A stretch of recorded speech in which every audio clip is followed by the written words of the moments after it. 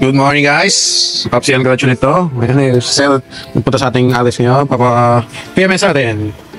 And update ko lang kayo sa mga gagawin natin mamaya, kung ano yung mga pinalitan at pinabit. So, peace out! So guys, nag-change oil na tayo, napatuloy na natin. So guys, ito na po yung natin, punta tayo ng filter, bossing. Ito tayo. Guys, ito po lang yung ginagamit natin, ADNOC 20W50. So, lagyan na natin. Guys, palit na tayo ng brake pad sir. Sobrang nipis na po. Sobrang nipis na ng brake pad sir. 1 year na tambak. Hindi mo masyado pala ginagamit sir.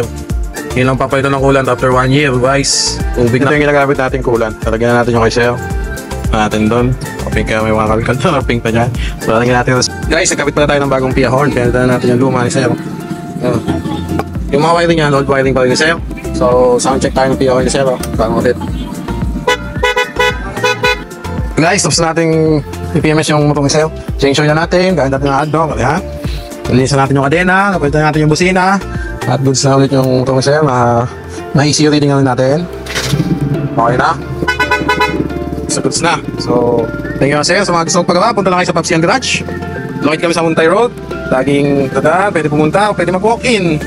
Pwede lahat. 24/7 daw, sabi ng tropa. Kaya punta lang po kayo. Thank you. Peace.